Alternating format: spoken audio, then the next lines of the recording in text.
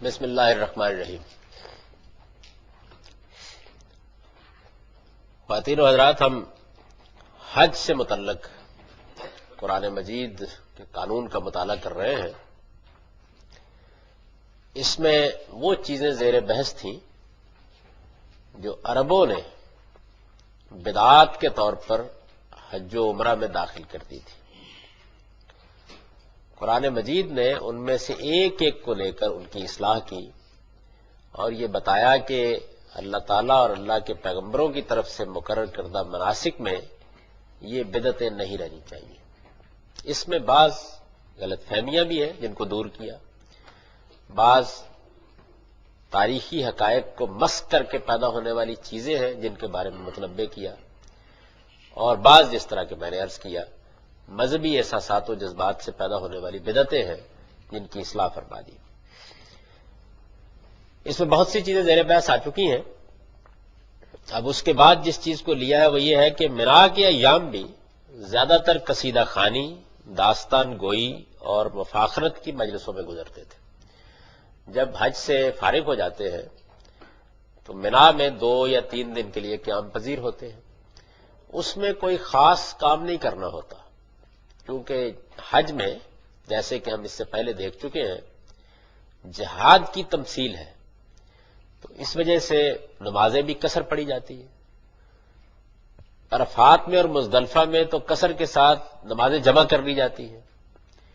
کوئی نوافل وغیرہ کا اہتمام بھی نہیں کیا جاتا، ایک رمی کرنا ہوتی ہے جس طرح کے جنگ میں اترنے والے مجاہدین کرتے ہیں۔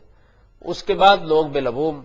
اللہ تعالیٰ کے ذکر میں، اس کی تسبیح میں مصروف رہتے ہیں، لیکن کوئی خاص مشغولیت نہیں ہوتی۔ درمیان میں جا کے آپ طواف کر لیتے ہیں، اور وہ پہلا دن کہہ سکتے ہیں کہ زیادہ مصروفیت کا ہوتا ہے، لیکن باقی ایام میں اس طرح کی کوئی خاص مصروفیت نہیں ہوتی۔ اس میں آدمی کو کیا کرنا چاہیے؟ یعنی ایک موقع ہے، 2 دن کے لیے آپ ایک جگہ پہ خیمہ لگا کے بیٹھے ہوئے ہیں، ایک مسلمان اتنی غیر معمولی عبادت کرنے کے لیے آیا ہے، اس کو وہاں کیا کرنا چاہیے؟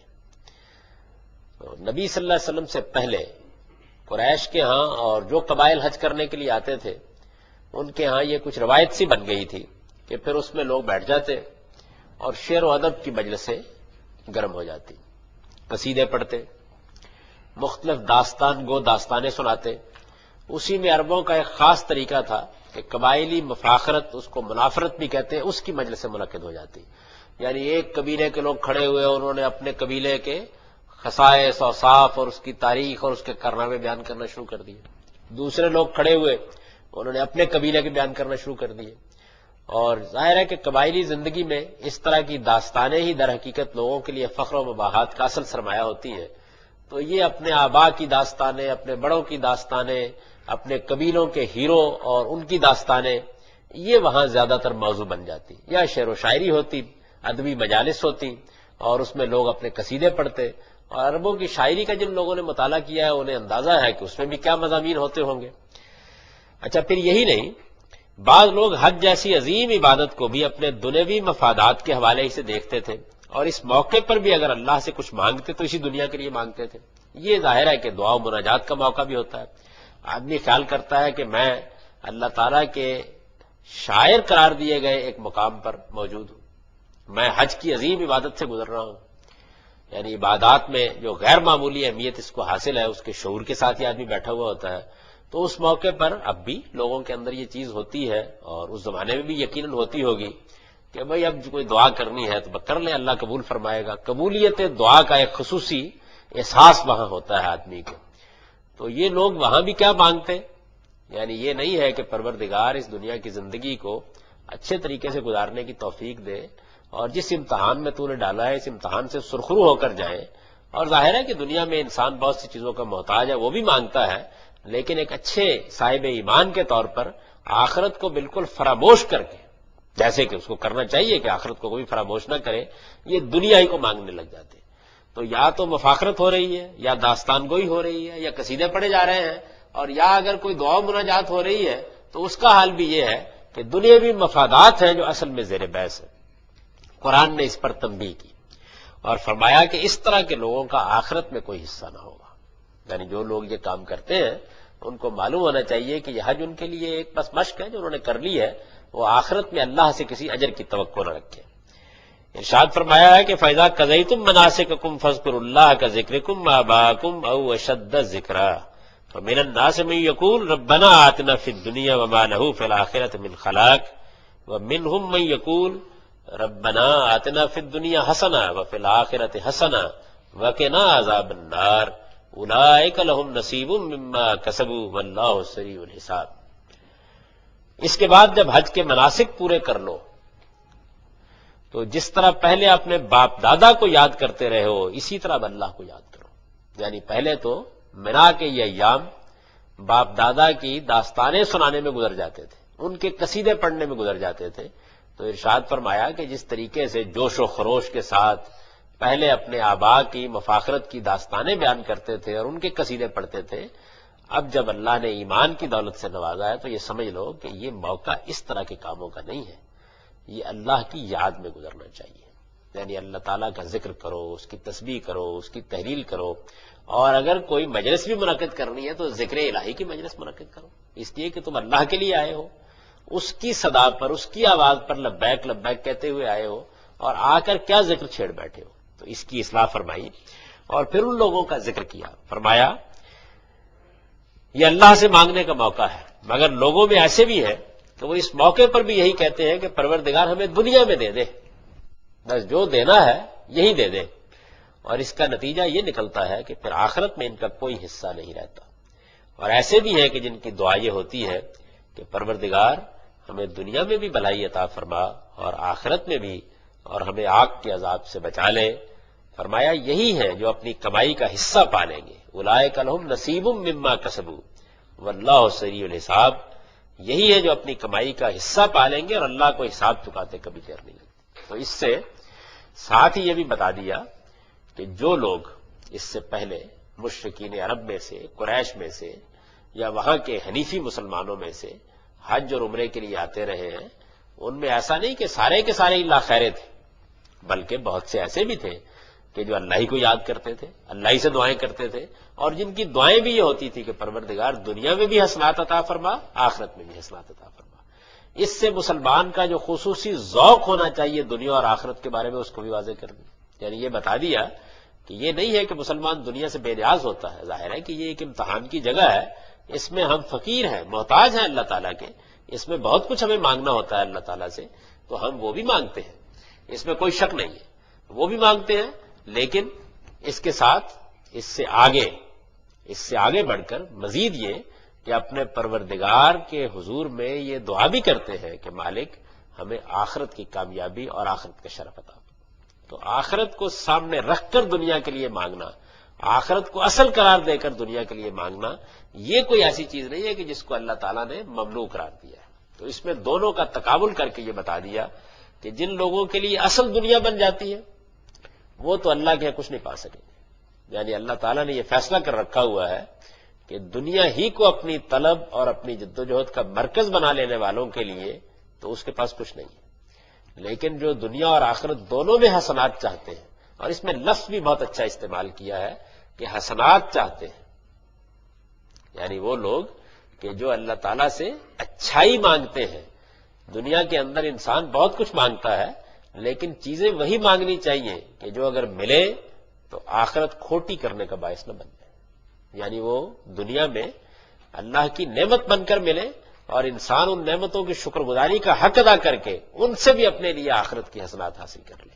تو اللہ سے اگر کچھ مانگنا ہو تو اس شان کے ساتھ، اس جذبے کے ساتھ اور اس احساس کے ساتھ مانگنا چاہیے۔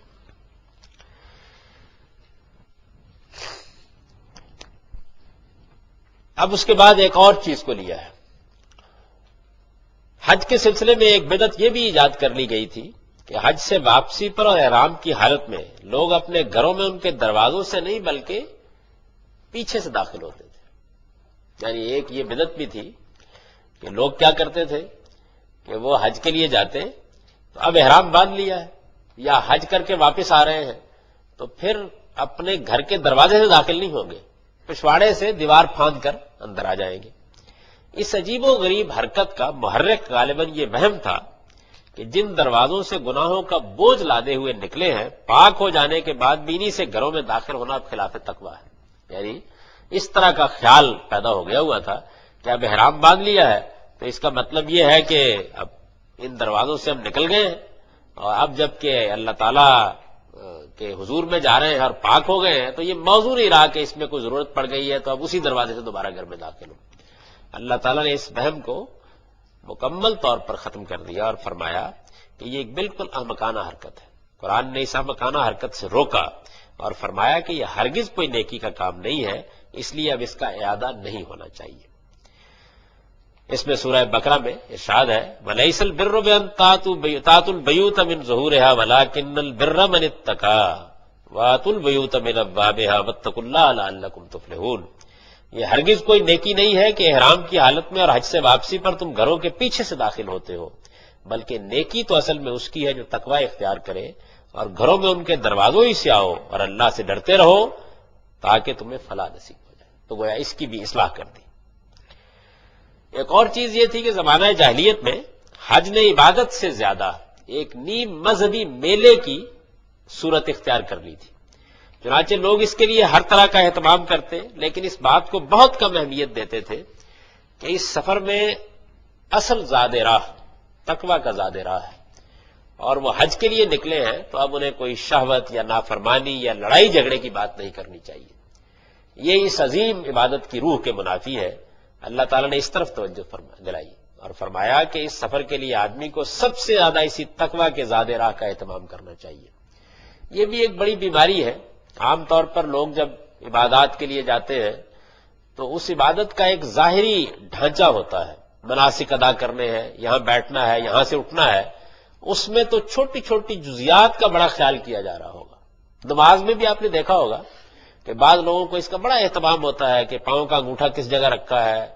کہیں ہاتھ تو نہیں ہل رہے، آپ نے انگلیاں کس طرح پھیلائی ہوئی ہیں، سجدہ کرتے وقت انگلیاں کتنی کھلی ہونی چاہیے اور کتنی بند ہونی چاہیے، ان چیزوں کا بہت اہتمام ہوگا۔ لیکن یہ کہ نماز میں خشوع ہونا چاہیے، نماز میں خدا کی طرف رجوع ہونا چاہیے، نماز میں خدا کی یاد کا غلبہ ہونا چاہیے، نماز میں گناہوں پر ندامت ہونی چاہیے، نماز میں اللہ کے حضور میں حاضری کا احساس ہونا چاہیے۔ یہ چیزیں اہمیت نہیں رکھیں گی۔ یہی معاملہ حج میں ہو جاتا تھا، یعنی باقی چیزوں کا بڑا اہتمام ہے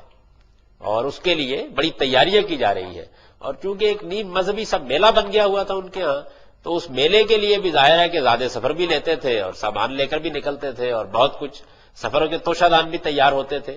لیکن جو زاد راہ حقیقت میں اس سفر میں لے کر نکلنا چاہیے وہ ظاہر ہے کہ تقوی کا زاد راہ ہے۔ یعنی آدمی اپنے اندر سچی خدا خوفی پیدا کرے، اللہ کے حدود سے آشنا ہو کر نکلے اور اپنی تربیت کے جذبے کے ساتھ نکلے، اپنے آپ کو خدا کے حضور میں پیش کرنے کے لیے جا رہا ہے تو پھر اس کا زاد راہ بھی تقوی کا زاد راہ ہونا چاہیے۔ تو قرآن نے اس جانب توجہ دلائی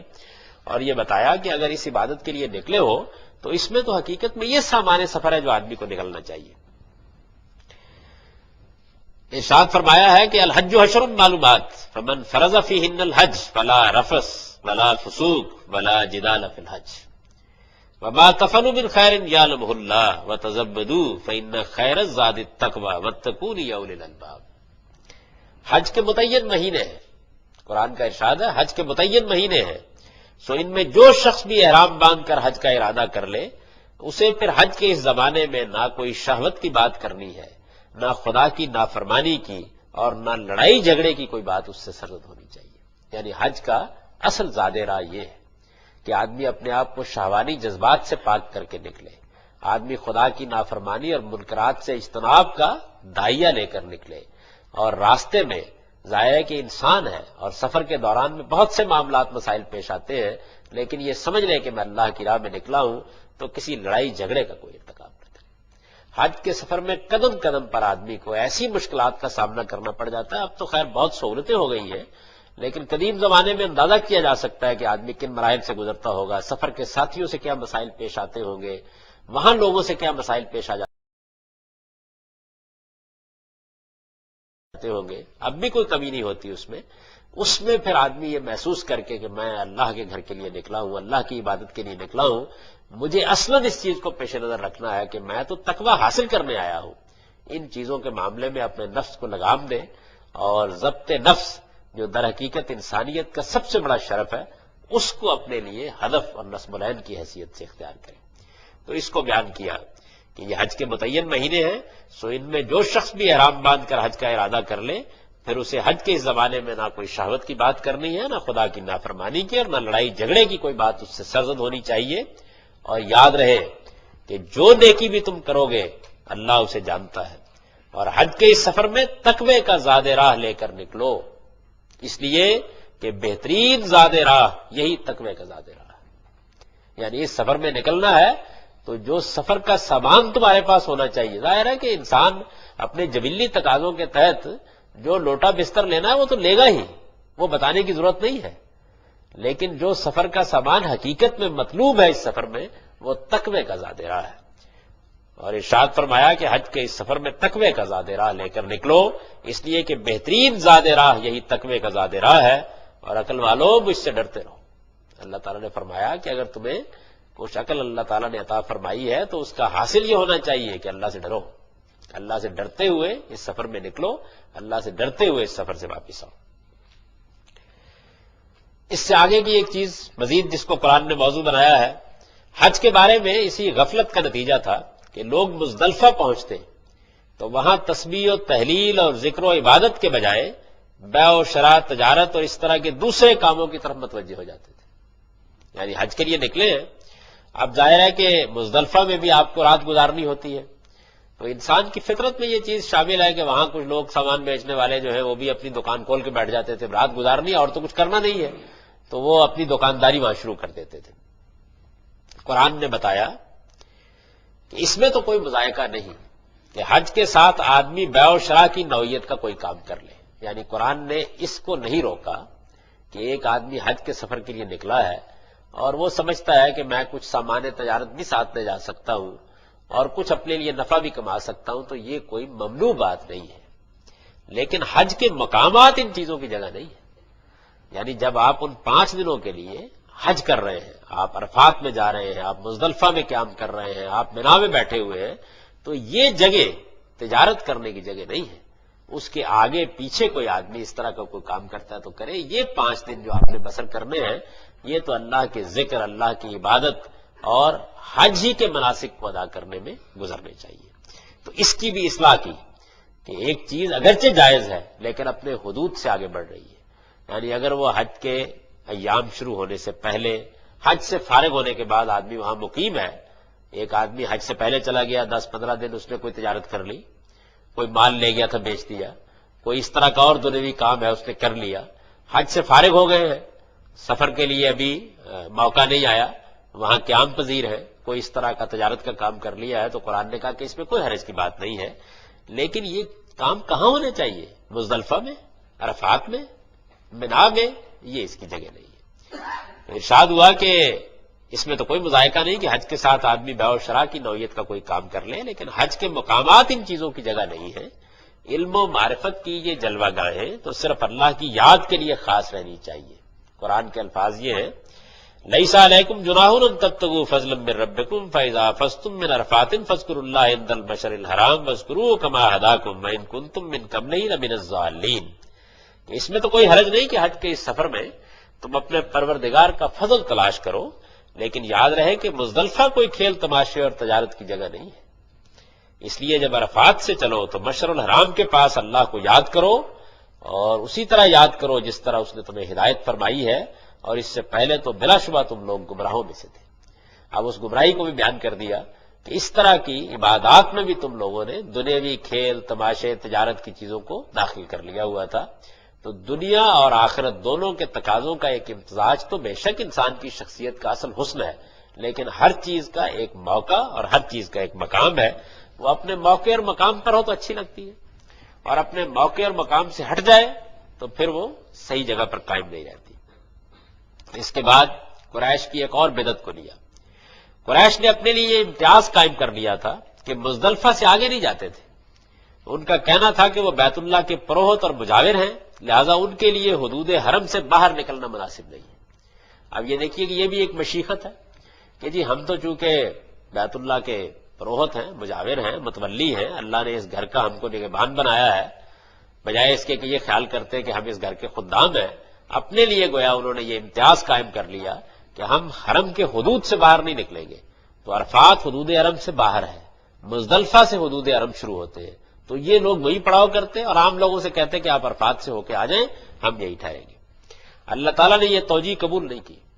اور حکم دیا کہ انہیں بھی عرفات میں اسی طرح حاضر ہونا چاہیے جس طرح سب لوگ ہوتے ہیں. اس بدعت کی بھی گویا اصلاح کر دی. ثم افیضوا من حیث افاض الناس واستغفروا اللہ ان اللہ غفور الرحیم. پھر یہ بھی ضروری ہے کہ جہاں سے اور سب لوگ پلٹتے ہیں تم بھی قریش کے لوگوں وہیں سے پلٹو اور اللہ سے مغفرت چاہو، یقیناً اللہ بخشنے والا ہے، اس کی شفقت ابدی ہے. یعنی اللہ کے دین میں اس طرح کے امتیازات کا کوئی سوال نہیں ہے. کسی آدمی کو یہ جسارت نہیں کرنی چاہیے کہ وہ اللہ تعالیٰ کے معاملے میں اس طرح کے امتیازات قائم کرے. مسجد میں، نماز میں، روزے میں اور کسی معاملے میں ایسا کوئی امتیاز روا نہیں رکھا جا سکتا. اور یہ بات خاص طور پر ان لوگوں کو بھی پیش نظر رکھنی چاہیے جن کو اب اللہ تعالیٰ نے حرم کی تولیت عطا فرمائی ہوئی ہے، کہ وہ بھی اس بات کا اہتمام کریں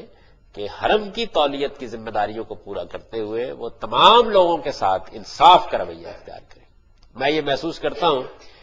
کہ عام حالات میں تو خیر سب معاملات ٹھیک ہوتے ہیں، لیکن چند چیزیں ایسی ہیں کہ جو خصوصی امتیاز کا بھی باعث بنتی ہیں. حکمرانوں کے لیے حرم کے دروازے کھول دیے جاتے ہیں، بعض خاص شخصیات کے لیے ان کو موقع دیا جاتا ہے کہ وہ اندر چلے جائیں. اگر ایسا ہے اور اس طرح کی کوئی سہولت وہاں پہنچانی ہے تو قاعدے ضابطے کے مطابق پھر ہر مسلمان کو وہاں پہنچانی چاہیے. اور اگر اس کے لیے کوئی نظم قائم کرنا ہے تو وہ بھی ایسا کرنا چاہیے کہ جو انصاف پر مبنی ہو، جس میں کوئی منصب کا یا مرتبے کا امتیاز شامل نہ ہو جائے. اسی طریقے سے جب منا میں جاتے ہیں یا عرفات میں جاتے ہیں تو وہاں جانے اور وہاں ٹھہرنے کے معاملے میں بھی اس طرح کا کوئی خصوصی امتیاز نہیں ہونا چاہیے. نہ لوگوں کے لیے کوئی خصوصی قیام گاہیں بننی چاہیے. خود رسول اللہ صلی اللہ علیہ وسلم سے جب یہ درخواست کی گئی کہ آپ کے لیے کوئی جگہ یہاں بنا دی جائے تو آپ نے فرمایا کہ نہیں، یہ وہ جگہ ہے کہ جہاں پر ہر آنے والے کا حق ہے اور اس کو اپنا خیمہ گاڑ لینے کی اللہ نے اجازتیں رکھی ہوئی ہے. تو ایسے کسی امتیاز کو وہاں بھی روا نہیں رکھنا چاہیے، ورنہ پھر اس کا نتیجہ نکلتا ہے کہ بہت سے لوگ اپنے اعلیٰ مسلمان ہونے کی علامتی اس کو بنا لیتے ہیں کہ ہم کو تو یہ شرف حاصل ہو گیا ہے کہ ہم تو 5 مرتبے حرم کے اندر سے ہوئے ہیں، حالانکہ اللہ تعالیٰ کے ان چیزوں کی کوئی اہمیت نہیں. منا میں قیام کے بارے میں ایک مسئلہ یہ بھی تھا کہ اس کے دن 13 ذوالحج تک ہیں، یا آدمی اگر 12 کو بھی واپس چلا آ جائے تو اس میں کوئی حرج نہیں ہوگا. منا میں اللہ تعالیٰ نے یہ قانون بنایا ہے کہ آپ 2 دن ٹھہریں گے بعد میں یا 3 دن ٹھہریں گے. تو اس میں بھی معلوم ہوتا ہے کہ کچھ لوگوں نے کچھ شدت برتنا شروع کر دی تھی. یعنی بعض لوگوں نے یہ خیال قائم کر لیا ہوگا کہ نہیں، تیسرے دن ٹھہرنا ہی تو بالکل ہی غلط ہے، کیونکہ عام طور پر لوگ 2 دن بعد واپس آ جاتے ہیں. اور بعض لوگوں نے یہ خیال کیا ہوگا کہ نہیں، اگر آدمی 2 دن کے بعد واپس آ جاتا ہے تو اس کے حج میں گویا کوئی نقص رہ جاتا ہے. تو چونکہ اس میں 2 یا 3 دن ان کی اجازت دی گئی ہے تو اس کو بھی اللہ تعالیٰ نے واضح کر دیا. اللہ تعالیٰ نے بتایا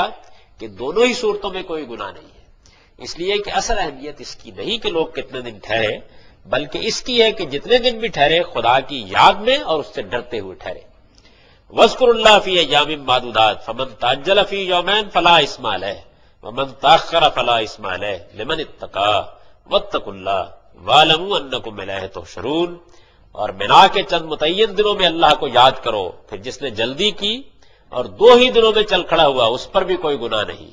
اور جو دیر سے چلا اس پر بھی کوئی گناہ نہیں. ہاں مگر ان کے لیے جو اللہ سے ڈرے، اور تم بھی اللہ سے ڈرتے رہو اور خوب جان لو کہ ایک دن تم اسی کے حضور میں اکٹھے کیے جاؤ گے. اس سلسلے کی ایک آخری چیز، یعنی جس میں قرآن نے بدعات کی اصلاح کی ہے، اس سلسلے کی بدترین چیز اریاں طواف کی بدعت تھی. یعنی ایک بدعت یہ بھی تھی کہ لوگ بالکل برہنہ ہو کر بیت اللہ کا طواف کرتے تھے. بیت اللہ میں اس غرض سے لکڑی کا ایک تختہ رکھا ہوا تھا جس پر لوگ کپڑے اتار اتار کر رکھ دیتے تھے. یعنی باہر سے آئے اس تختے پر کپڑے اتار کے رکھ دیے، اور خیال یہ تھا کہ قریش کا کوئی لباس یا قریش کی فیاضی سے ملا ہوا کوئی لباس ہی پہن کر طواف کیا جا سکتا ہے. اب ظاہر ہے کہ یہ صاف نظر آتا ہے کہ یہ بدعت کیسے پیدا ہوئی ہوگی. یعنی ایک طرف تو وہی چیز کہ ہم اپنے کپڑوں کے ساتھ جن میں اور دوسرے جرائم کرتے رہتے ہیں کیسے طواف کر لیں، اور ایک قریش کی خصوصی مشیقت اس کو بھی پھیلایا گیا ہوگا. تو قریش اہتمام کرتے تھے اس کا کہ وہ طواف کے لیے لوگوں کو کپڑے دیں. پھر صرف قریش کی فیاضی ہی ان کی سطر پوشی کرتی تھی. ان کے مرد مردوں کو اور عورتیں عورتوں کو کپڑے مستعار دیتی تھی، یعنی اپنے کپڑے دے دیتے تھے کہ آپ پہن کے پھر واپس کر دیجیے گا. لیکن جو لوگ محروم رہ جاتے تھے، اب ہر ایک کو تو نہیں جا سکتے تھے، وہ پھر برانہ طواف کرتے، ننگا بالکل طواف کرتے اور اسی کو نیکی سمجھتے تھے۔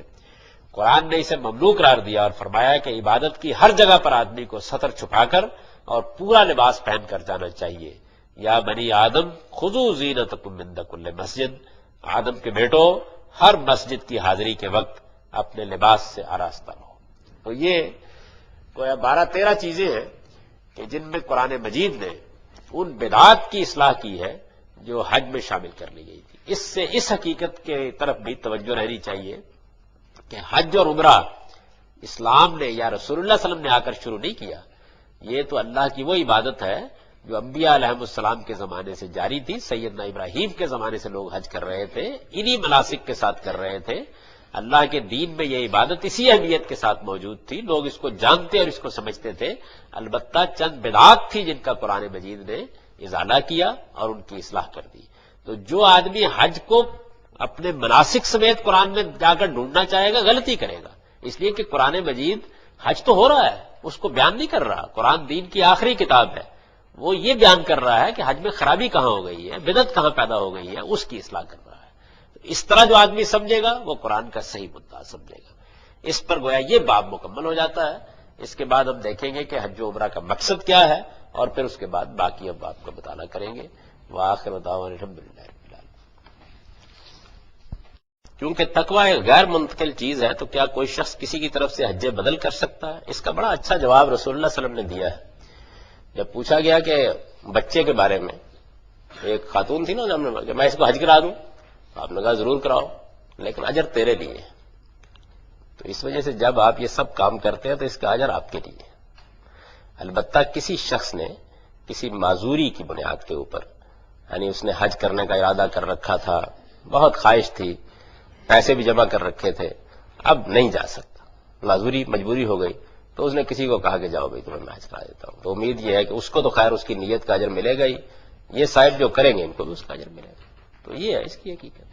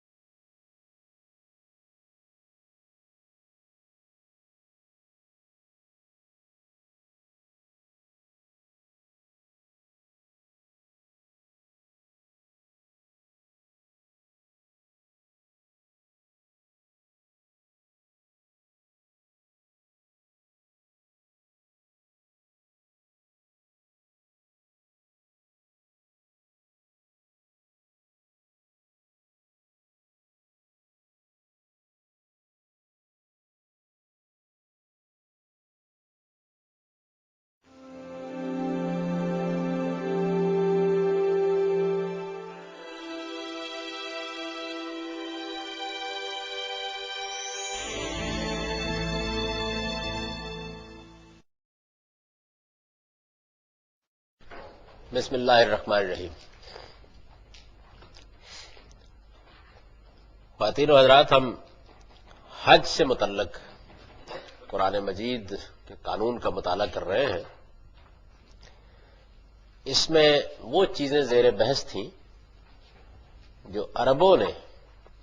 بدعات کے طور پر حج و عمرہ میں داخل کر دی تھی۔ قرآن مجید نے ان میں سے ایک ایک کو لے کر ان کی اصلاح کی اور یہ بتایا کہ اللہ تعالیٰ اور اللہ کے پیغمبروں کی طرف سے مقرر کردہ مناسک میں یہ بدعتیں نہیں رہنی چاہیے۔ اس میں بعض غلط فہمیاں بھی ہیں جن کو دور کیا، بعض تاریخی حقائق کو مسخ کر کے پیدا ہونے والی چیزیں ہیں جن کے بارے میں متنبہ کیا، اور بعض جس طرح کہ میں نے عرض کیا مذہبی احساسات و جذبات سے پیدا ہونے والی بدعتیں ہیں جن کی اصلاح فرما دی۔ اس میں بہت سی چیزیں زیر بحث آ چکی ہیں۔ اب اس کے بعد جس چیز کو لیا ہے وہ یہ ہے کہ مینا کے ایام بھی زیادہ تر قصیدہ خوانی، داستان گوئی اور مفاخرت کی مجلسوں میں گزرتے تھے۔ جب حج سے فارغ ہو جاتے ہیں تو مینا میں 2 یا 3 دن کے لیے قیام پذیر ہوتے ہیں۔ اس میں کوئی خاص کام نہیں کرنا ہوتا، کیونکہ حج میں جیسے کہ ہم اس سے پہلے دیکھ چکے ہیں جہاد کی تمثیل ہے، تو اس وجہ سے نمازیں بھی قصر پڑی جاتی ہیں، عرفات میں اور مزدلفہ میں تو قصر کے ساتھ نمازیں جمع کر لی جاتی ہیں، کوئی نوافل وغیرہ کا اہتمام بھی نہیں کیا جاتا، ایک رمی کرنا ہوتی ہے جس طرح کے جنگ میں اترنے والے مجاہدین کرتے ہیں۔ اس کے بعد لوگ بالعموم اللہ تعالیٰ کے ذکر میں، اس کی تسبیح میں مصروف رہتے ہیں، لیکن کوئی خاص مشغولیت نہیں ہوتی۔ درمیان میں جا کے آپ طواف کر لیتے ہیں، اور پہلا دن کہہ سکتے ہیں کہ زیادہ مصروفیت کا ہوتا ہے، لیکن باقی ایام میں اس طرح کی کوئی خاص مصروفیت نہیں ہوتی۔ اس میں آدمی کو کیا کرنا چاہیے؟ یعنی ایک موقع ہے، 2 دن کے لیے آپ ایک جگہ پہ خیمہ لگا کے بیٹھے ہوئے ہیں، ایک مسلمان اتنی غیر معمولی عبادت کرنے کے لیے آیا ہے، اس کو وہاں کیا کرنا چاہیے؟ نبی صلی اللہ علیہ وسلم سے پہلے قریش کے ہاں اور جو قبائل حج کرنے کے لیے آتے تھے ان کے ہاں یہ کچھ روایت سی بن گئی تھی کہ پھر اس میں لوگ بیٹھ جاتے اور شعر و ادب کی مجلسیں گرم ہو جاتی، قصیدے پڑھتے، مختلف داستان گو داستانیں سناتے۔ اسی میں عربوں کا ایک خاص طریقہ تھا کہ قبائلی مفاخرت، اس کو منافرت بھی کہتے ہیں، اس کی مجلسیں منعقد ہو جاتی، یعنی ایک قبیلے کے لوگ کھڑے ہوئے، انہوں نے اپنے قبیلے کے خصائص اور اوصاف اور اس کی تاریخ اور اس کے کارنامے بیان کرنا شروع کر دیے۔ دوسرے لوگ کھڑے ہوئے، انہوں نے اپنے قبیلے کے بیان کرنا شروع کر دیے۔ اور ظاہر ہے کہ قبائلی زندگی میں اس طرح کی داستانیں ہی در حقیقت لوگوں کے لیے فخر و مباحات کا اصل سرمایہ ہوتی ہیں۔ تو یہ اپنے آبا کی داستانیں، اپنے بڑوں کی داستانیں، اپنے قبیلوں کے ہیرو اور ان کی داستانیں، یہ وہاں زیادہ تر موضوع بن جاتی، یا شعر و شاعری ہوتی، ادبی مجالس ہوتی، اور اس میں لوگ اپنے قصیدے پڑھتے۔ اور عربوں کی شاعری کا جن لوگوں نے مطالعہ کیا ہے انہیں اندازہ ہے کہ اس میں بھی کیا مضامین ہوتے ہوں گے۔ اچھا، پھر یہی نہیں، بعض لوگ حج جیسی عظیم عبادت کو بھی اپنے دنیوی مفادات کے حوالے سے دیکھتے تھے، اور اس موقع پر بھی اگر اللہ سے کچھ مانگتے تو اسی دنیا کے لیے مانگتے تھے۔ یہ ظاہر ہے کہ دعا و مناجات کا موقع بھی ہوتا ہے۔ آدمی خیال کرتا ہے کہ میں اللہ تعالیٰ کے شاعر قرار دیے گئے ایک مقام پر موجود ہوں، میں حج کی عظیم عبادت سے گزر رہا ہوں، یعنی عبادات میں جو غیر معمولی اہمیت اس کو حاصل ہے، اس کے شعور کے ساتھ ہی آدمی بیٹھا ہوا ہوتا ہے۔ تو اس موقع پر اب بھی لوگوں کے اندر یہ چیز ہوتی ہے، اور اس زمانے میں بھی یقیناً ہوتی ہوگی کہ بھئی اب کوئی دعا کرنی ہے تو کر لیں، اللہ قبول فرمائے گا۔ قبولیت دعا کا ایک خصوصی احساس وہاں ہوتا ہے آدمی کو۔ تو یہ لوگ وہاں بھی کیا مانگتے، یعنی یہ نہیں ہے کہ پروردگار اس دنیا کی زندگی کو اچھے طریقے سے گزارنے کی توفیق دے، اور جس امتحان میں تو نے ڈالا ہے اس امتحان سے سرخرو ہو کر جائیں۔ اور ظاہر ہے کہ دنیا میں انسان بہت سی چیزوں کا محتاج ہے، وہ بھی مانگتا ہے، لیکن ایک اچھے صاحب ایمان کے طور پر آخرت کو بالکل فراموش کر کے، جیسے کہ اس کو کرنا چاہیے کہ آخرت کو کوئی فراموش نہ کرے، یہ دنیا ہی کو مانگنے لگ جاتے۔ تو یا تو مفاخرت ہو رہی ہے، یا داستان گوئی ہو رہی ہے، یا قصیدے پڑھے جا رہے ہیں، اور یا اگر کوئی دعا و مناجات ہو رہی ہے تو اس کا حال بھی یہ ہے کہ دنیاوی مفادات ہیں جو اصل میں زیر بحث ہے۔ قرآن نے اس پر تنبیہ کی اور فرمایا کہ اس طرح کے لوگوں کا آخرت میں کوئی حصہ نہ ہوگا، یعنی جو لوگ یہ کام کرتے ہیں ان کو معلوم ہونا چاہیے کہ یہ حج ان کے لیے ایک بس مشق ہے جو انہوں نے کر لی ہے، وہ آخرت میں اللہ سے کسی اجر کی توقع نہ رکھے۔ ارشاد فرمایا ہے کہ فَإِذَا قَضَيْتُم مَّنَاسِكَكُمْ فاذكروا اللَّهَ كَذِكْرِكُمْ آبَاءَكُمْ أَوْ أَشَدَّ ذِكْرًا فَمِنَ النَّاسِ مَن يَقُولُ رَبَّنَا آتِنَا فِي الدُّنْيَا وَمَا لَهُ فِي الْآخِرَةِ مِنْ خَلَاقٍ وَمِنْهُم مَّن يَقُولُ رَبَّنَا آتِنَا فِي الدُّنْيَا حَسَنَةً وَفِي الْآخِرَةِ حَسَنَةً وَقِنَا عَذَابَ النَّارِ اولئک لہم نصیب مما کسبوا واللہ سریع الحساب۔ اس کے بعد جب حج کے مناسک پورے کر لو تو جس طرح پہلے اپنے باپ دادا کو یاد کرتے رہے ہو اسی طرح اب اللہ کو یاد کرو۔ یعنی پہلے تو منا کے یہ ایام باپ دادا کی داستانیں سنانے میں گزر جاتے تھے، ان کے قصیدے پڑھنے میں گزر جاتے تھے۔ تو ارشاد فرمایا کہ جس طریقے سے جوش و خروش کے ساتھ پہلے اپنے آبا کی مفاخرت کی داستانیں بیان کرتے تھے اور ان کے قصیدے پڑھتے تھے، اب جب اللہ نے ایمان کی دولت سے نوازا ہے تو یہ سمجھ لو کہ یہ موقع اس طرح کے کاموں کا نہیں ہے، یہ اللہ کی یاد میں گزرنا چاہیے۔ یعنی اللہ تعالیٰ کا ذکر کرو، اس کی تسبیح کرو، اس کی تحلیل کرو، اور اگر کوئی مجلس بھی منعقد کرنی ہے تو ذکر الہی کی مجلس منعقد کرو، اس لیے کہ تم اللہ کے لیے آئے ہو، اس کی صدا پر، اس کی آواز پر لبیک لبیک کہتے ہوئے آئے ہو، اور آ کر کیا ذکر چھیڑ بیٹھے ہو۔ تو اس کی اصلاح فرمائی اور پھر ان لوگوں کا ذکر کیا، فرمایا یہ اللہ سے مانگنے کا موقع ہے، مگر لوگوں میں ایسے بھی ہیں تو وہ اس موقع پر بھی یہی کہتے ہیں کہ پروردگار ہمیں دنیا میں دے دے، بس جو دینا ہے یہی دے دے، اور اس کا نتیجہ یہ نکلتا ہے کہ پھر آخرت میں ان کا کوئی حصہ نہیں رہتا۔ اور ایسے بھی ہیں کہ جن کی دعا یہ ہوتی ہے کہ پروردگار ہمیں دنیا میں بھی بھلائی عطا فرما اور آخرت میں بھی، اور ہمیں آگ کے عذاب سے بچا لے۔ فرمایا یہی ہے جو اپنی کمائی کا حصہ پا لیں گے، اولئک لہم نصیب مما کسبوا واللہ سریع الحساب، یہی ہے جو اپنی کمائی کا حصہ پا لیں گے اور اللہ کو حساب چکاتے کبھی دیر نہیں لگے۔ تو اس سے ساتھ ہی یہ بھی بتا دیا کہ جو لوگ اس سے پہلے مشرکین عرب میں سے، قریش میں سے، یا وہاں کے حنیفی مسلمانوں میں سے حج اور عمرے کے لیے آتے رہے ہیں، ان میں ایسا نہیں کہ سارے کے سارے اللہ خیرے تھے، بلکہ بہت سے ایسے بھی تھے کہ جو اللہ ہی کو یاد کرتے تھے، اللہ ہی سے دعائیں کرتے تھے، اور جن کی دعائیں بھی یہ ہوتی تھی کہ پروردگار دنیا میں بھی حسنات عطا فرما، آخرت میں بھی حسنات عطا فرما۔ اس سے مسلمان کا جو خصوصی ذوق ہونا چاہیے دنیا اور آخرت کے بارے میں، اس کو بھی واضح کر دیا، یعنی یہ بتا دیا کہ یہ نہیں ہے کہ مسلمان دنیا سے بے نیاز ہوتا ہے، ظاہر ہے کہ یہ ایک امتحان کی جگہ ہے، اس میں ہم فقیر ہیں، محتاج ہیں اللہ تعالیٰ کے، اس میں بہت کچھ ہمیں مانگنا ہوتا ہے اللہ تعالیٰ سے، تو ہم وہ بھی مانگتے ہیں، اس میں کوئی شک نہیں ہے، وہ بھی مانگتے ہیں، لیکن اس کے ساتھ اس سے آگے بڑھ کر مزید یہ کہ اپنے پروردگار کے حضور میں یہ دعا بھی کرتے ہیں کہ مالک ہمیں آخرت کی کامیابی اور آخرت کا شرف عطا۔ تو آخرت کو سامنے رکھ کر دنیا کے لیے مانگنا، آخرت کو اصل قرار دے کر دنیا کے لیے مانگنا، یہ کوئی ایسی چیز نہیں ہے کہ جس کو اللہ تعالیٰ نے ممنوع قرار دیا ہے۔ تو اس میں دونوں کا تقابل کر کے یہ بتا دیا کہ جن لوگوں کے لیے اصل دنیا بن جاتی ہے وہ تو اللہ کے کچھ نہیں پا سکیں گے، یعنی اللہ تعالیٰ نے یہ فیصلہ کر رکھا ہوا ہے کہ دنیا ہی کو اپنی طلب اور اپنی جدوجہد کا مرکز بنا لینے والوں کے لیے تو اس کے پاس کچھ نہیں ہے، لیکن جو دنیا اور آخرت دونوں میں حسنات چاہتے ہیں، اور اس میں لفظ بھی بہت اچھا استعمال کیا ہے کہ حسنات چاہتے ہیں، یعنی وہ لوگ کہ جو اللہ تعالیٰ سے اچھائی مانگتے ہیں۔ دنیا کے اندر انسان بہت کچھ مانگتا ہے، لیکن چیزیں وہی مانگنی چاہیے کہ جو اگر ملے تو آخرت کھوٹی کرنے کا باعث نہ بن جائے، یعنی وہ دنیا میں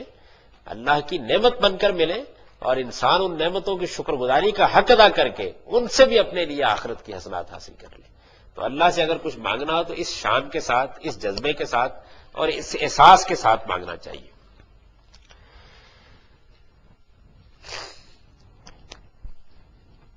اب اس کے بعد ایک اور چیز کو لیا ہے،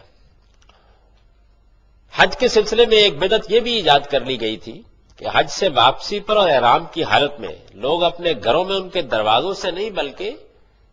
پیچھے سے داخل ہوتے تھے۔ یعنی ایک یہ بدعت بھی تھی کہ لوگ کیا کرتے تھے کہ وہ حج کے لیے جاتے تو اب احرام باندھ لیا ہے یا حج کر کے واپس آ رہے ہیں تو پھر اپنے گھر کے دروازے سے داخل نہیں ہوں گے، پچھواڑے سے دیوار پھاند کر اندر آ جائیں گے۔ اس عجیب و غریب حرکت کا محرک غالباً یہ وہم تھا کہ جن دروازوں سے گناہوں کا بوجھ لادے ہوئے نکلے ہیں، پاک ہو جانے کے بعد بھی انہی سے گھروں میں داخل ہونا اب خلاف تقویٰ ہے۔ یعنی اس طرح کا خیال پیدا ہو گیا ہوا تھا کہ اب احرام باندھ لیا ہے تو اس کا مطلب یہ ہے کہ اب ان دروازوں سے ہم نکل گئے ہیں، اور اب جب کہ اللہ تعالیٰ کے حضور میں جا رہے ہیں اور پاک ہو گئے ہیں تو یہ موضوع نہیں رہا کہ اس میں کوئی ضرورت پڑ گئی ہے تو اب اسی دروازے سے دوبارہ گھر میں داخل ہو۔ اللہ تعالیٰ نے اس وہم کو مکمل طور پر ختم کر دیا اور فرمایا کہ یہ ایک بالکل احمقانہ حرکت ہے۔ قرآن نے اس احمقانہ حرکت سے روکا اور فرمایا کہ یہ ہرگز کوئی نیکی کا کام نہیں ہے، اس لیے اب اس کا اعادہ نہیں ہونا چاہیے۔ اس میں سورہ بقرہ میں ارشاد ہے وَلَيْسَ الْبِرُّ بِأَن تَأْتُوا الْبُيُوتَ مِن ظُهُورِهَا وَلَكِنَّ الْبِرَّ مَنِ اتَّقَىٰ وَآتُوا الْبُيُوتَ مِنْ أَبْوَابِهَا وَاتَّقُوا اللَّهَ لَعَلَّكُمْ تُفْلِحُونَ۔ یہ ہرگز کوئی نیکی نہیں ہے کہ احرام کی حالت میں اور حج سے واپسی پر تم گھروں کے پیچھے سے داخل ہوتے ہو، بلکہ نیکی تو اصل میں اس کی ہے جو تقوی اختیار کرے اور گھروں میں ان کے دروازوں ہی سے آؤ اور اللہ سے ڈرتے رہو تاکہ تمہیں فلاح نصیب ہو جائے۔ تو گویا اس کی بھی اصلاح کر دی۔ ایک اور چیز یہ تھی کہ زمانہ جاہلیت میں حج نے عبادت سے زیادہ ایک نیم مذہبی میلے کی صورت اختیار کر لی تھی، چنانچہ لوگ اس کے لیے ہر طرح کا اہتمام کرتے، لیکن اس بات کو بہت کم اہمیت دیتے تھے کہ اس سفر میں اصل زاد راہ تقوی کا زاد راہ ہے، اور وہ حج کے لیے نکلے ہیں تو اب انہیں کوئی شہوت یا نافرمانی یا لڑائی جھگڑے کی بات نہیں کرنی چاہیے،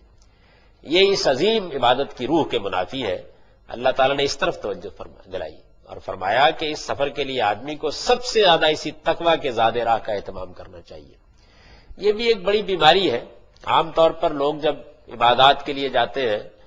تو اس عبادت کا ایک ظاہری ڈھانچہ ہوتا ہے، مناسک ادا کرنے ہیں، یہاں بیٹھنا ہے، یہاں سے اٹھنا ہے، اس میں تو چھوٹی چھوٹی جزیات کا بڑا خیال کیا جا رہا ہوگا۔ نماز میں بھی آپ نے دیکھا ہوگا کہ بعض لوگوں کو اس کا بڑا اہتمام ہوتا ہے کہ پاؤں کا انگوٹھا کس جگہ رکھا ہے، کہیں ہاتھ تو نہیں ہل رہے، آپ نے انگلیاں کس طرح پھیلائی ہوئی ہیں، سجدہ کرتے وقت انگلیاں کتنی کھلی ہونی چاہیے اور کتنی بند ہونی چاہیے، ان چیزوں کا بہت اہتمام ہوگا۔ لیکن یہ کہ نماز میں خشوع ہونا چاہیے، نماز میں خدا کی طرف رجوع ہونا چاہیے، نماز میں خدا کی یاد کا غلبہ ہونا چاہیے، نماز میں گناہوں پر ندامت ہونی چاہیے، نماز میں اللہ کے حضور میں حاضری کا احساس ہونا چاہیے، یہ چیزیں اہمیت نہیں رکھیں گی۔ یہی معاملہ حج میں ہو جاتا تھا، یعنی باقی چیزوں کا بڑا اہتمام ہے اور اس کے لیے بڑی تیاریاں کی جا رہی ہیں، اور چونکہ ایک نیم مذہبی سب میلہ بن گیا ہوا تھا ان کے ہاں، تو اس میلے کے لیے بھی ظاہر ہے کہ زیادہ سفر بھی لیتے تھے اور سامان لے کر بھی نکلتے تھے اور بہت کچھ سفروں کے توشہ دان بھی تیار ہوتے تھے، لیکن جو زاد راہ حقیقت میں اس سفر میں لے کر نکلنا چاہیے وہ ظاہر ہے کہ تقویٰ کا زاد راہ ہے، یعنی آدمی اپنے اندر سچی خدا خوفی پیدا کرے، اللہ کے حدود سے آشنا ہو کر نکلے اور اپنی تربیت کے جذبے کے ساتھ نکلے، اپنے آپ کو خدا کے حضور میں پیش کرنے کے لیے جا رہا ہے تو پھر اس کا زاد راہ بھی تقوی کا زاد راہ ہونا چاہیے۔ تو قرآن نے اس جانب توجہ دلائی اور یہ بتایا کہ اگر اس عبادت کے لیے نکلے ہو تو اس میں تو حقیقت میں یہ سامان سفر ہے جو آدمی کو نکلنا چاہیے۔ ارشاد فرمایا ہے کہ الحج حشر معلومات فمن فرض فیہن الحج فلا رفث ولا فسوق ولا جدال فی الحج وما تفعلوا من خیر یعلمہ اللہ وتزودوا فإن خیر الزاد التقوی واتقون یا اولی الالباب۔ حج کے متعین مہینے ہیں، قرآن کا ارشاد ہے حج کے متعین مہینے ہیں، سو ان میں جو شخص بھی احرام باندھ کر حج کا ارادہ کر لے اسے پھر حج کے اس زمانے میں نہ کوئی شہوت کی بات کرنی ہے، نہ خدا کی نافرمانی کی اور نہ لڑائی جھگڑے کی کوئی بات اس سے سرزد ہونی چاہیے۔ یعنی حج کا اصل زاد راہ یہ ہے کہ آدمی اپنے آپ کو شہوانی جذبات سے پاک کر کے نکلے، آدمی خدا کی نافرمانی اور منکرات سے اجتناب کا دائیا لے کر نکلے، اور راستے میں ظاہر ہے کہ انسان ہے اور سفر کے دوران میں بہت سے معاملات مسائل پیش آتے ہیں، لیکن یہ سمجھ لے کہ میں اللہ کی راہ میں نکلا ہوں تو کسی لڑائی جھگڑے کا کوئی ارتکاب نہ کرے۔ حج کے سفر میں قدم قدم پر آدمی کو ایسی مشکلات کا سامنا کرنا پڑ جاتا ہے، اب تو خیر بہت سہولتیں ہو گئی ہیں، لیکن قدیم زمانے میں اندازہ کیا جا سکتا ہے کہ آدمی کن مراحل سے گزرتا ہوگا، سفر کے ساتھیوں سے کیا مسائل پیش آتے ہوں گے، وہاں لوگوں سے کیا مسائل پیش آ جاتے ہوں گے، اب بھی کوئی کمی نہیں ہوتی اس میں پھر آدمی یہ محسوس کر کے کہ میں اللہ کے گھر کے لیے نکلا ہوں، اللہ کی عبادت کے لیے نکلا ہوں، مجھے اصلاً اس چیز کو پیش نظر رکھنا ہے کہ میں تو تقویٰ حاصل کرنے آیا ہوں۔ ان چیزوں کے معاملے میں اپنے نفس کو لگام دے اور ضبط نفس جو در حقیقت انسانیت کا سب سے بڑا شرف ہے اس کو اپنے لیے ہدف اور نصب العین کی حیثیت سے اختیار کرے۔ تو اس کو بیان کیا کہ یہ حج کے متعین مہینے ہیں، سو ان میں جو شخص بھی احرام باندھ کر حج کا ارادہ کر لے پھر اسے حج کے اس زمانے میں نہ کوئی شہوت کی بات کرنی ہے، نہ خدا کی نافرمانی کی اور نہ لڑائی جھگڑے کی کوئی بات اس سے سرزد ہونی چاہیے، اور یاد رہے کہ جو نیکی بھی تم کرو گے اللہ اسے جانتا ہے، اور حج کے اس سفر میں تقوی کا زاد راہ لے کر نکلو، اس لیے کہ بہترین زاد راہ یہی تقوی کا زاد راہ ہے۔ یعنی اس سفر میں نکلنا ہے تو جو سفر کا سامان تمہارے پاس ہونا چاہیے، ظاہر ہے کہ انسان اپنے جبلی تقاضوں کے تحت جو لوٹا بستر لینا ہے وہ تو لے گا ہی، وہ بتانے کی ضرورت نہیں ہے، لیکن جو سفر کا سامان حقیقت میں مطلوب ہے اس سفر میں وہ تقوی کا زاد راہ ہے، اور ارشاد فرمایا کہ حج کے اس سفر میں تقوی کا زاد راہ لے کر نکلو، اس لیے کہ بہترین زاد راہ یہی تقوی کا زاد راہ ہے، اور عقل والو مجھ سے ڈرتے رہو۔ اللہ تعالیٰ نے فرمایا کہ اگر تمہیں کچھ عقل اللہ تعالیٰ نے عطا فرمائی ہے تو اس کا حاصل یہ ہونا چاہیے کہ اللہ سے ڈرو، اللہ سے ڈرتے ہوئے اس سفر میں نکلو، اللہ سے ڈرتے ہوئے اس سفر سے واپس آؤ۔ اس سے آگے کی ایک چیز مزید جس کو قرآن نے موضوع بنایا ہے، حج کے بارے میں اسی غفلت کا نتیجہ تھا کہ لوگ مزدلفہ پہنچتے تو وہاں تسبیح و تحلیل اور ذکر و عبادت کے بجائے بیع و شراء، تجارت اور اس طرح کے دوسرے کاموں کی طرف متوجہ ہو جاتے تھے۔ یعنی حج کے لیے نکلے ہیں، اب ظاہر ہے کہ مزدلفہ میں بھی آپ کو رات گزارنی ہوتی ہے، تو انسان کی فطرت میں یہ چیز شامل ہے کہ وہاں کچھ لوگ سامان بیچنے والے جو ہیں وہ بھی اپنی دکان کھول کے بیٹھ جاتے تھے، رات گزارنی اور تو کچھ کرنا نہیں ہے، تو وہ اپنی دکانداری وہاں شروع کر دیتے تھے۔ قرآن نے بتایا کہ اس میں تو کوئی مذائقہ نہیں کہ حج کے ساتھ آدمی بیع و شراء کی نوعیت کا کوئی کام کر لے، یعنی قرآن نے اس کو نہیں روکا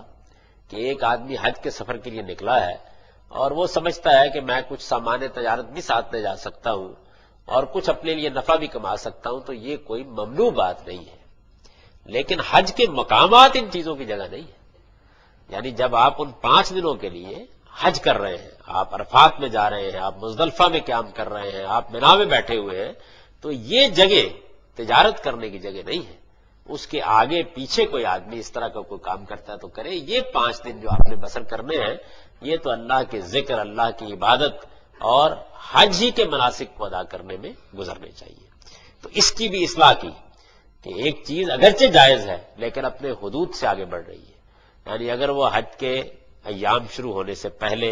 حج سے فارغ ہونے کے بعد آدمی وہاں مقیم ہے، ایک آدمی حج سے پہلے چلا گیا، 10-15 دن اس نے کوئی تجارت کر لی، کوئی مال لے گیا تھا بیچ دیا، کوئی اس طرح کا اور دنیوی کام ہے اس نے کر لیا، حج سے فارغ ہو گئے ہیں، سفر کے لیے ابھی موقع نہیں آیا، وہاں قیام پذیر ہے، کوئی اس طرح کا تجارت کا کام کر لیا ہے، تو قرآن نے کہا کہ اس میں کوئی حرج کی بات نہیں ہے، لیکن یہ کام کہاں ہونے چاہیے؟ مزدلفہ میں، عرفات میں، منا میں، یہ اس کی جگہ نہیں ہے۔ ارشاد ہوا کہ اس میں تو کوئی مذائقہ نہیں کہ حج کے ساتھ آدمی بیع و شراء کی نوعیت کا کوئی کام کر لے، لیکن حج کے مقامات ان چیزوں کی جگہ نہیں ہے۔ علم و معرفت کی یہ جلوہ گاہیں تو صرف اللہ کی یاد کے لیے خاص رہنی چاہیے۔ قرآن کے الفاظ یہ ہیں، لیس علیکم جناح ان تبتغوا فضلا من ربکم فاذا افضتم من عرفات فاذکروا اللہ عند المشعر الحرام واذکروه کما ہداکم وان کنتم من قبلہ لمن الضالین۔ اس میں تو کوئی حرج نہیں کہ حج کے اس سفر میں تم اپنے پروردگار کا فضل تلاش کرو،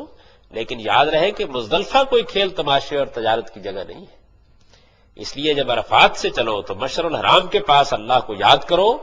اور اسی طرح یاد کرو جس طرح اس نے تمہیں ہدایت فرمائی ہے، اور اس سے پہلے تو بلا شبہ تم لوگ گمراہوں میں سے تھے۔ اب اس گمراہی کو بھی بیان کر دیا کہ اس طرح کی عبادات میں بھی تم لوگوں نے دنیاوی کھیل تماشے تجارت کی چیزوں کو داخل کر لیا ہوا تھا۔ تو دنیا اور آخرت دونوں کے تقاضوں کا ایک امتزاج تو بے شک انسان کی شخصیت کا اصل حسن ہے، لیکن ہر چیز کا ایک موقع اور ہر چیز کا ایک مقام ہے۔ وہ اپنے موقع اور مقام پر ہو تو اچھی لگتی ہے، اور اپنے موقع اور مقام سے ہٹ جائے تو پھر وہ صحیح جگہ پر قائم نہیں رہتی۔ اس کے بعد قریش کی ایک اور بدعت کو لیا۔ قریش نے اپنے لیے یہ امتیاز قائم کر لیا تھا کہ مزدلفہ سے آگے نہیں جاتے تھے۔ ان کا کہنا تھا کہ وہ بیت اللہ کے پروہت اور مجاور ہیں، لہذا ان کے لیے حدود حرم سے باہر نکلنا مناسب نہیں ہے۔ اب یہ دیکھیے کہ یہ بھی ایک مشیخت ہے کہ جی ہم تو چونکہ بیت اللہ کے پروہت ہیں، مجاور ہیں، متولی ہیں، اللہ نے اس گھر کا ہم کو نگہبان بنایا ہے، بجائے اس کے کہ یہ خیال کرتے ہیں کہ ہم اس گھر کے خدام ہیں، اپنے لیے گویا انہوں نے یہ امتیاز قائم کر لیا کہ ہم حرم کے حدود سے باہر نہیں نکلیں گے۔ تو عرفات حدود حرم سے باہر ہے، مزدلفہ سے حدود حرم شروع ہوتے ہیں، تو یہ لوگ وہی پڑاؤ کرتے اور عام لوگوں سے کہتے کہ آپ عرفات سے ہو کے آ جائیں، ہم یہی ٹھہریں گے۔ اللہ تعالیٰ نے یہ توجیہ قبول نہیں کی اور حکم دیا کہ انہیں بھی عرفات میں اسی طرح حاضر ہونا چاہیے جس طرح سب لوگ ہوتے ہیں۔ اس بدعت کی بھی گویا اصلاح کر دی۔ ثم افیضوا من حیث افاض الناس واستغفروا اللہ ان اللہ غفور الرحیم۔ پھر یہ بھی ضروری ہے کہ جہاں سے اور سب لوگ پلٹتے ہیں تم بھی قریش کے لوگوں وہیں سے پلٹو اور اللہ سے مغفرت چاہو، یقیناً اللہ بخشنے والا ہے، اس کی شفقت ابدی ہے۔ یعنی اللہ کے دین میں اس طرح کے امتیازات کا کوئی سوال نہیں ہے۔ کسی آدمی کو یہ جسارت نہیں کرنی چاہیے کہ وہ اللہ تعالیٰ کے معاملے میں اس طرح کے امتیازات قائم کرے، مسجد میں، نماز میں، روزے میں اور کسی معاملے میں ایسا کوئی امتیاز روا نہیں رکھا جا سکتا۔ اور یہ بات خاص طور پر ان لوگوں کو بھی پیش نظر رکھنی چاہیے جن کو اب اللہ تعالیٰ نے حرم کی تولیت عطا فرمائی ہوئی ہے، کہ وہ بھی اس بات کا اہتمام کریں کہ حرم کی تولیت کی ذمہ داریوں کو پورا کرتے ہوئے وہ تمام لوگوں کے ساتھ انصاف کا رویہ اختیار کریں۔ میں یہ محسوس کرتا ہوں کہ عام حالات میں تو خیر سب معاملات ٹھیک ہوتے ہیں، لیکن چند چیزیں ایسی ہیں کہ جو خصوصی امتیاز کا بھی باعث بنتی ہے۔ حکمرانوں کے لیے حرم کے دروازے کھول دیے جاتے ہیں، بعض خاص شخصیات کے لیے ان کو موقع دیا جاتا ہے کہ وہ اندر چلے جائیں۔ اگر ایسا ہے اور اس طرح کی کوئی سہولت وہاں پہنچانی ہے تو قاعدے ضابطے کے مطابق پھر ہر مسلمان کو وہاں پہنچانی چاہیے۔ اور اگر اس کے لیے کوئی نظم قائم کرنا ہے تو وہ بھی ایسا کرنا چاہیے کہ جو انصاف پر مبنی ہو، جس میں کوئی منصب کا یا مرتبے کا امتیاز شامل نہ ہو جائے۔ اسی طریقے سے جب منا میں جاتے ہیں یا عرفات میں جاتے ہیں تو وہاں جانے اور وہاں ٹھہرنے کے معاملے میں بھی اس طرح کا کوئی خصوصی امتیاز نہیں ہونا چاہیے، نہ لوگوں کے لیے کوئی خصوصی قیام گاہیں بننی چاہیے۔ خود رسول اللہ صلی اللہ علیہ وسلم سے جب یہ درخواست کی گئی کہ آپ کے لیے کوئی جگہ یہاں بنا دی جائے تو آپ نے فرمایا کہ نہیں، یہ وہ جگہ ہے کہ جہاں پر ہر آنے والے کا حق ہے اور اس کو اپنا خیمہ گاڑ لینے کی اللہ نے اجازت رکھی ہوئی ہے۔ تو ایسے کسی امتیاز کو وہاں بھی روا نہیں رکھنا چاہیے، ورنہ پھر اس کا نتیجہ نکلتا ہے کہ بہت سے لوگ اپنے اعلیٰ مسلمان ہونے کی علامتی اس کو بنا لیتے ہیں کہ ہم کو تو یہ شرف حاصل ہو گیا ہے کہ ہم تو 5 مرتبے حرم کے اندر سے ہوئے ہیں، حالانکہ اللہ تعالیٰ کے ان چیزوں کی کوئی اہمیت نہیں۔ منا میں قیام کے بارے میں ایک مسئلہ یہ بھی تھا کہ اس کے دن 13 ذوالحج تک ہیں، یا آدمی اگر 12 کو بھی واپس چلا آ جائے تو اس میں کوئی حرج نہیں ہوگا۔ منا میں اللہ تعالیٰ نے یہ قانون بنایا ہے کہ آپ 2 دن ٹھہریں گے بعد میں یا 3 دن ٹھہریں گے۔ تو اس میں بھی معلوم ہوتا ہے کہ کچھ لوگوں نے کچھ شدت برتنا شروع کر دی تھی، یعنی بعض لوگوں نے یہ خیال قائم کر لیا ہوگا کہ نہیں تیسرے دن ٹھہرنا ہی تو بالکل ہی غلط ہے، کیونکہ عام طور پر لوگ 2 دن بعد واپس آ جاتے ہیں،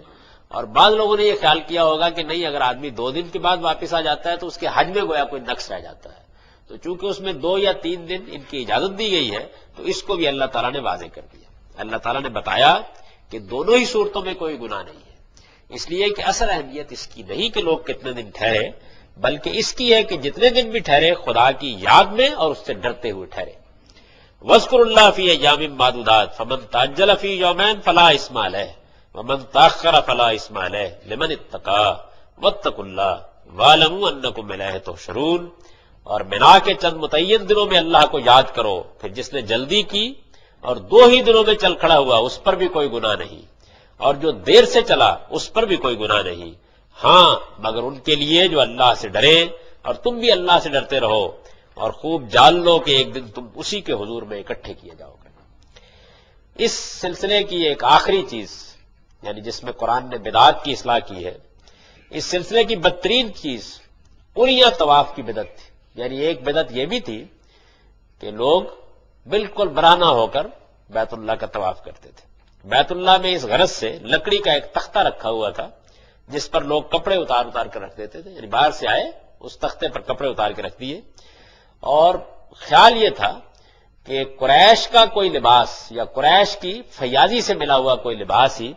پہن کر طواف کیا جا سکتا ہے۔ اب ظاہر ہے کہ یہ صاف نظر آتا ہے کہ یہ بدعت کیسے پیدا ہوئی ہوگی، یعنی ایک طرف تو وہی چیز کہ ہم اپنے کپڑوں کے ساتھ جن میں اور دوسرے جرائم کرتے رہتے ہیں کیسے طواف کر لیں، اور ایک قریش کی خصوصی مشیخت اس کو بھی پھیلایا گیا ہوگا، تو قریش اہتمام کرتے تھے اس کا کہ وہ طواف کے لیے لوگوں کو کپڑے دیں۔ پھر صرف قریش کی فیاضی ہی ان کی ستر پوشی کرتی تھی، ان کے مرد مردوں کو اور عورتیں عورتوں کو کپڑے مستعار دیتی تھی، یعنی اپنے کپڑے دے دیتے تھے کہ آپ پہن کے پھر واپس کر دیجیے گا، لیکن جو لوگ محروم رہ جاتے تھے، اب ہر ایک کو تو نہیں دے جا سکتے تھے، وہ پھر برہنہ طواف کرتے، ننگا بالکل طواف کرتے اور اسی کو نیکی سمجھتے تھے۔ قرآن نے اسے ممنوع قرار دیا اور فرمایا کہ عبادت کی ہر جگہ پر آدمی کو ستر چھپا کر اور پورا لباس پہن کر جانا چاہیے۔ یا بنی آدم خذوا زینتکم عند کل مسجد، آدم کے بیٹو ہر مسجد کی حاضری کے وقت اپنے لباس سے آراستہ رہو۔ تو یہ گویا 12-13 چیزیں ہیں کہ جن میں قرآن مجید نے ان بدعات کی اصلاح کی ہے جو حج میں شامل کر لی گئی تھی۔ اس سے اس حقیقت کے طرف بھی توجہ رہنی چاہیے کہ حج اور عمرہ اسلام نے یا رسول اللہ صلی اللہ علیہ وسلم نے آ کر شروع نہیں کیا، یہ تو اللہ کی وہ عبادت ہے جو انبیاء علیہ السلام کے زمانے سے جاری تھی۔ سیدنا ابراہیم کے زمانے سے لوگ حج کر رہے تھے، انہی مناسک کے ساتھ کر رہے تھے۔ اللہ کے دین میں یہ عبادت اسی اہمیت کے ساتھ موجود تھی، لوگ اس کو جانتے اور اس کو سمجھتے تھے، البتہ چند بدعات تھی جن کا قرآن مجید نے ازالہ کیا اور ان کی اصلاح کر دی۔ تو جو آدمی حج کو اپنے مناسک سمیت قرآن میں جا کر ڈھونڈنا چاہے گا غلطی کرے گا، اس لیے کہ قرآن مجید حج تو ہو رہا ہے، اس کو بیان نہیں کر رہا۔ قرآن دین کی آخری کتاب ہے، وہ یہ بیان کر رہا ہے کہ حج میں خرابی کہاں ہو گئی ہے، بدعت کہاں پیدا ہو گئی ہے، اس کی اصلاح کر رہا ہے۔ اس طرح جو آدمی سمجھے گا وہ قرآن کا صحیح مدعا سمجھے گا۔ اس پر گویا یہ باب مکمل ہو جاتا ہے۔ اس کے بعد ہم دیکھیں گے کہ حج و عمرہ کا مقصد کیا ہے، اور پھر اس کے بعد باقی ابواب کا مطالعہ کریں گے۔ وآخر دعوانا الحمدللہ رب العالمین۔ کیونکہ تقوی ایک غیر منتقل چیز ہے، تو کیا کوئی شخص کسی کی طرف سے حج بدل کر سکتا ہے؟ اس کا بڑا اچھا جواب رسول اللہ صلی اللہ علیہ وسلم نے دیا ہے۔ جب پوچھا گیا کہ بچے کے بارے میں، ایک خاتون تھی نا، کہ میں اس کو حج کرا دوں، آپ نے کہا ضرور کراؤ، لیکن اجر تیرے لیے ہے۔ تو اس وجہ سے جب آپ یہ سب کام کرتے ہیں تو اس کا اجر آپ کے لیے ہے۔ البتہ کسی شخص نے کسی معذوری کی بنیاد کے اوپر، یعنی اس نے حج کرنے کا ارادہ کر رکھا تھا، بہت خواہش تھی، پیسے بھی جمع کر رکھے تھے، اب نہیں جا سکتا، معذوری مجبوری ہو گئی، تو اس نے کسی کو کہا کہ جاؤ بھائی تمہیں میں حج کرا دیتا ہوں، تو امید یہ ہے کہ اس کو تو خیر اس کی نیت کا اجر ملے گا ہی، یہ صاحب جو کریں گے ان کو بھی اس کا اجر ملے گا۔ تو یہ ہے اس کی حقیقت۔